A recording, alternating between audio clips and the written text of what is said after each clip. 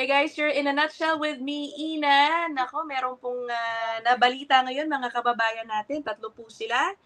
Nagtatrabaho sa construction, sa kasamaang palad. Hindi po na-renew ang kanilang work permit. Hindi po dahil sa kanila. Well, ano yan? Sige, let's talk about it if may fault din pala sila dito, no? Pero it's more of may nakaligtaang gawin yung kanilang employer sa kanilang work permit extension application, kumbaga. Okay, anyway, yan po ang ating pag-uusapan. Tingnan natin kung may options pa tong mga kababayan natin. Pag-usapan natin yan kasama ang ating kaibigang abogado, Attorney Jake Aguilar ng JCA Law Office. Magandang hapon po. Magandang hapon, Ina. Ayan. I will put Attorney Jake's email down there if you want to book a consultation with him. Okay, dyan niyo po siya kontakin. Nasa news itong pag-uusapan natin. I've already forwarded the article to Attorney Jake. Pero para sa inyong mga hindi pa napapanood, I hope you don't mind, I will play it. 2 minutes something siya long. Tsagain na natin, okay? Before we start our question and answer. Hold on. Yan. Okay, this is a CBC News. Kita nyo, facing no income for 6 months, these construction workers might have to abandon their Canadian dreams. Okay, may video version yan, kaya ayan, ito na lang i-play natin. It was their dream to be permanent residents of Canada. Now, these 3 construction workers might have to move home to the Philippines after the Department of Immigration rejected the extension to their work permits. When I read the letter, I almost fainted because it's refused. They were rejected because of small errors by their employer, Brycon Construction, on their permits. Brycon forgot to pay a $230 fee on 2 of their applications and forgot to submit a document on another. Instead of being given a chance to fix the mistake, immigration told the men to leave the country or apply for their permits from scratch. It means for 6 months, they aren't allowed to work. They can't afford food and rent, let alone send money to their families who were hoping to join them here soon. Seeing them struggling, it's double the hardship I'm experiencing now. It's like torment, mental stress, anxiety, sleepless nights, thinking about the situation, about my kids' future, about my family's future. I thought, oh my God, like, is this really happening? Their boss, Dave Hiscock, is desperate to fix the problem. He's called the immigration department and politicians, but no one will expedite the process. We're dealing with people's lives here and their livelihoods. These people have done nothing wrong while they've been in Canada. They pay their taxes. They're good working staff. This immigration lawyer says this story is becoming common. The federal department no longer lets people correct mistakes. When it doesn't work, it goes really, really badly, really fast, and the consequences are huge. So, I mean, it's a tough situation. It's a serious process. The Department of Immigration says the onus is on the applicants to get it right.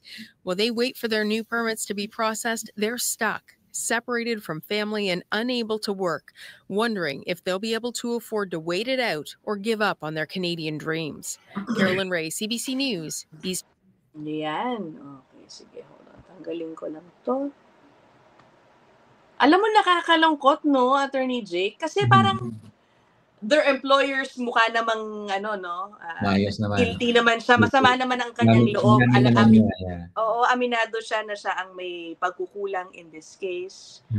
Tapos napaka-minor, no? I know, minor nga. Nakayaran yung fee. Yeah. Sobrang nakakalungkot kasi minor mistake, pero yun nga, sobrang laki ng impact. Yan, buhay ng 3 tao. 3 pamilya ang apektado sa napakaliit na mistake. Pero marami tayong pwedeng i-discuss dito. Marami rin tayong mga lesson siguro nga na mapupulot.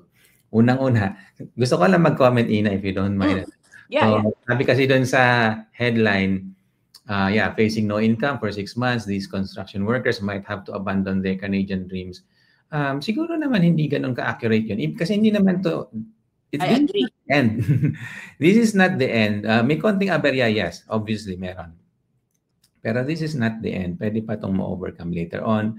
Pwedeng maayos pa rin yung work permit nila later on. Who knows, pwedeng maging PR din sila later on along.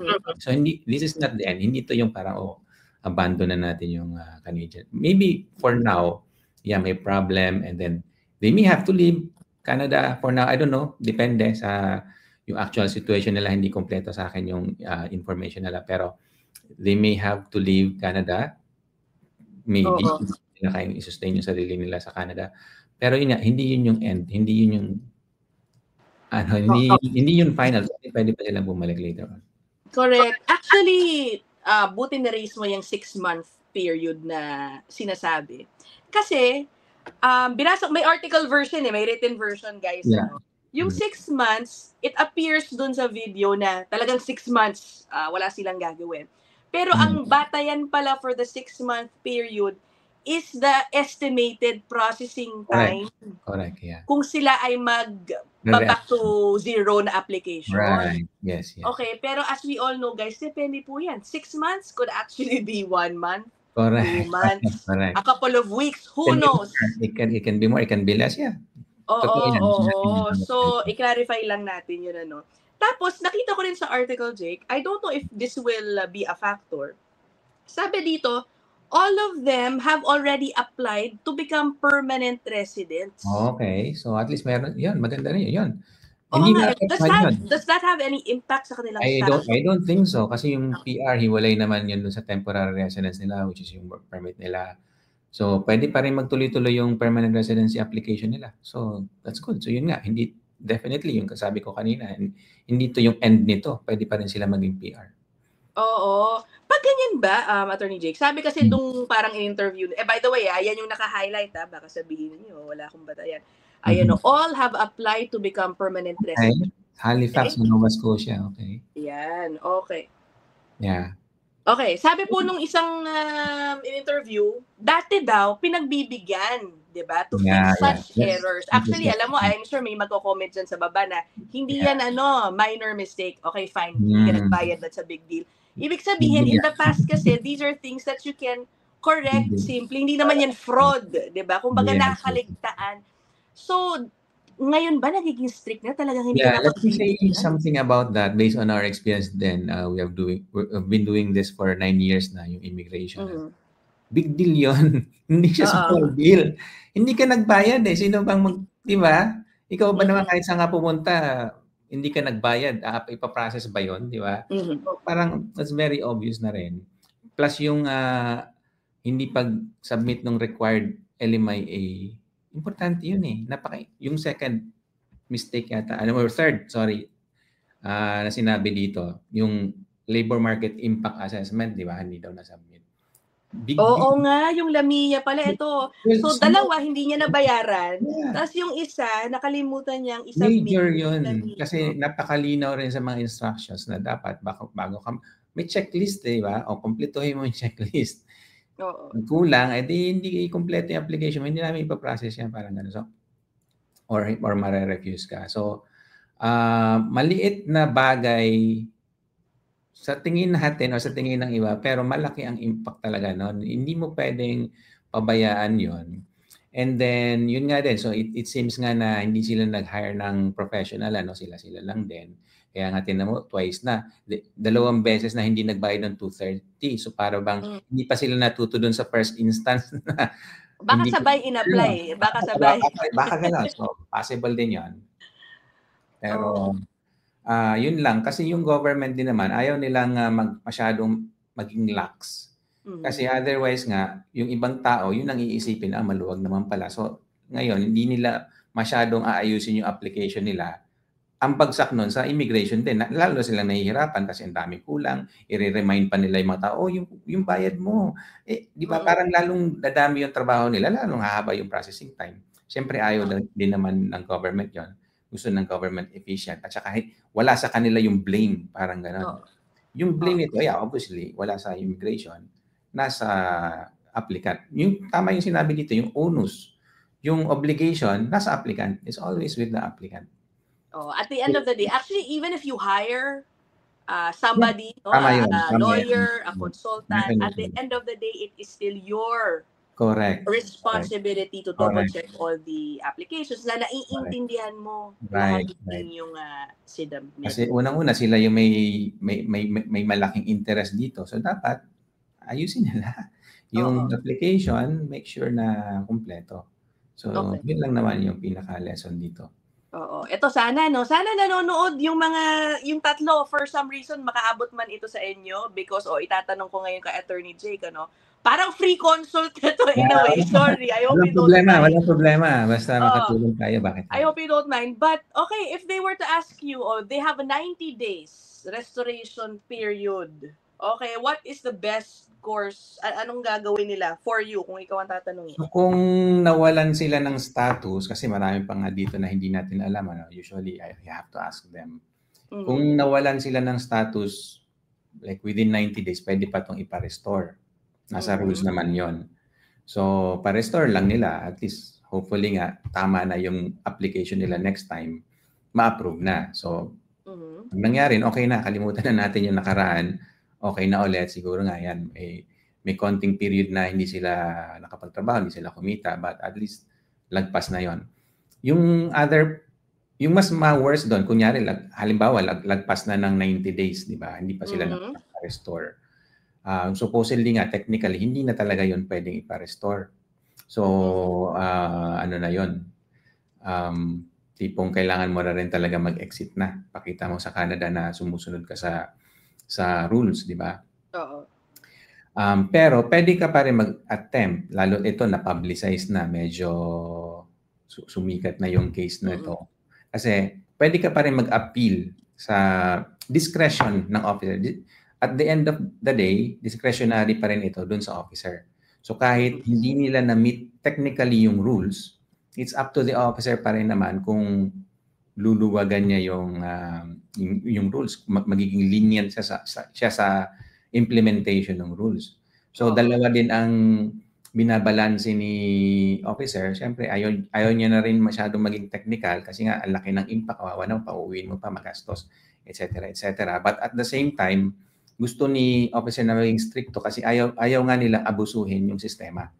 So yun yung mabigat na balancing act na ginagawa ng officer dito. So, but anyway, pwede pa rin nga, depende sa approach. Lalo nga, ito nga, naging na-publicize na siya. So, pwede pa rin makisuyo kahit paano. In some cases, yes, napapagbigyan at hopefully, pag sa officer na maganda ang gising, na medyo mabait-bait, may possibility pa din naman.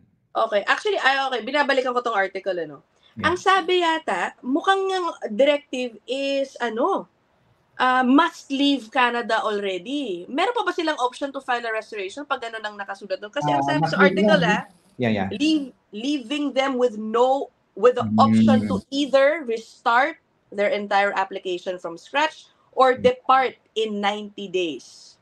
Yeah. I'm not sure. Wala kasi tayong copy. Right, exactly. So, yun medyo complicated na yung part na yun. But, pwede pa rin Minsan yung wordings ng immigration dun sa letter, parang naka-standardized na siya. Gano'n. But, depending nga sa evaluation ng lawyer or consultant, kung sa tingin nila pwede pang i-push, i-push na lang kasi sayang din naman kaysa nga umuwi. I mean, si Canada naman, sa totoo lang, sobrang maintindihin naman ng government. Kung ito ay magre-result sa hardship ba na tinatawag, lalo, hindi lang sa kanila, but kung sa pamilya nila, pwede nga nilang luwagan yung implementation. But again, at the back of their minds, iniisip nila, baka naman sobrang bait na tayo at yung mga tao, isipin masyado na tayong maluwag. So, binabalanse nila yon lagi. Okay. Naisip ko din, aren't we maybe over-analyzing the situation? Is there a simple solution to this na, what if si employer, diba? Ayusin niya yung lamian niya, okay? Yeah. Mag-apply siya. Kasi the fact is, once that is fixed, that once na ayos niya yun, pwede naman niya i-hire ulit tapos babalik ulit yung tatlo dito. Exactly. Pwede yun. Yun nga. So medyo baka na-overanalyze natin. Sa ngayon nga, medyo malaki yung impact. Totoo naman din. Kasi talaga, pwede silang pauwiin nga. As per the letter itself, kailangan nilang mag-exit na. So, but marami pang pwedeng mangyari in the meantime. Oo. Yun lang din Nung nag-apply ba sila noon, naka-maintain status ba sila? Yun yung hindi ko Oo, alam. hindi clear sa Kasi report. kung naka-maintain status sila at ngayon lang na-refuse, so pwede pa yun. May 90 days pa sila usually Pero kung wala silang status noon or restoration na yung ginawa noon, tapos yun nga na-refuse ulit, so medyo problematic na nga, pero yun, hindi pa rin huli ang lahat. May pag-asa pa rin. Pwede pang i-push pa ng konti. One last try, sabihin natin ganun. And then, pag wala na talaga yun, exit na muna. Pero makakamali pa din sila. Posible pa rin sila. With the support of the employer din, syempre. So, napakalaking bagay ng role din ng employer dito, lalo na't inaamin niya, which is good, of course. Inaamin niya yung pagkakamali niya. Ibig sabihin niya, as he said, walang mali na ginawa yung tatlo. Oo. So, that's a good thing na walang blame yung tatlo. So, again, yung discretion ng officer, pwede nilang i-exercise dito yun na bigay yung tatlong applicants. Oo. Actually, nabanggit mo nga, si employer, parang alam niya, na medyo siya ang main nakasalanan dito. Mukha naman, let's hope, guys, na talagang ipaglaban din niya yung pagbabalik ng kanyang mga empleyado. Kasi nakasulat din dito, yung kanyang kumpanya, currently employs 120. May staff na 120. 18 po doon ay foreign workers. Right. Okay. And all of them, sabi niya, nung employer, are hoping to stay with him for the long term and become PR in Canada. So, ang ramdam ko, willing naman siyang suportahan. I think so. Mukha naman. So, yung mga empleyado. Oo. At saka, ang maganda, sabi niya, he's learned his lesson. Right. And urging pa other companies to learn from the mistake. Right. At pinapangako niyang hindi na raw yun uulit dahil balak na daw niyang gumamit ng immigration professionals. Right. So yun din yung lesson learned dito. Minsan sa pagtitipid, di ba? Siguro nga nagtipid siya, di ba? Pero ang laki ng impact, di ba? So hindi worth it definitely yung pagtitipid niya. Tatlong pamilya yung naapektuhan. Pati siya, yung operations niya, kasi di ba, trabahador niya yun, so hindi makapagtrabaho. Yung operations niya, yung lost income niya, hindi worth it nung tinipid niya. So minsan iisip natin, sobrang mahal naman, maghanap pa ako ng professional, isasubmit lang naman yan. Submission lang naman yan. Yun lagi ko na rin, kasabit. Yan, tinan mo. Submission nga, kulang. Diba? Napakasimpleng bagay nga, hindi nila magawa Parang ganun. So anyway. How about yung reapplying? Okay, from scratch. Okay, reapplying ulit.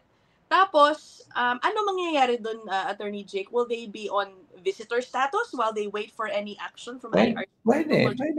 Pwede. Kung nakapag-apply sila ng visitor record, kung na-convert nila yung status nila into visitor record, pwede yun. Pwede silang dito nila maghintay sa Canada habang pinaprocess yung work permit. Pero yun yung other complication. Supposedly, dapat lalabas sila Oo, kasi bawal lang mag-flag polling ngayon. And by the way, I think yung sinasabi dito na they are now facing 6 months of no income, I think it's because of that if they reapply, kailangan nilang to stay here, they will need to have some legal status, baka visitor visa, at walang income kasi bawal sila magtrabaho. Correct. So baka yun yung ibig nilang sabihin sa 6 months na yon na wala silang income during that time kasi hindi sila pwede magtrabaho nga habang pinaprocess yung work permit kasi naka-visitor record or status sila.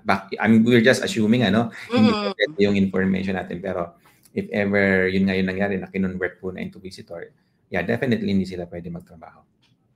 Oo nga. Tsaka wala na ngang flag polling. Right. So, it's for me, please correct me, parang, correct me if I'm wrong, pero parang better na umuwi na lang muna. Alam mo, maybe just, I know it's hard, wala silang income. Nakakaawa, may sinusustentuhan sila. Pero kung uuwi sila a couple of months para lang habang inaayos ng kanilang employer. Okay lang din talaga yun Yung pamasahe na, I understand. Kasi sila din naman mukha ang kukunin Ayun nga Okay diba? Lang overall na umuwi muna, tapos hintayin na lang, balik na lang ulit.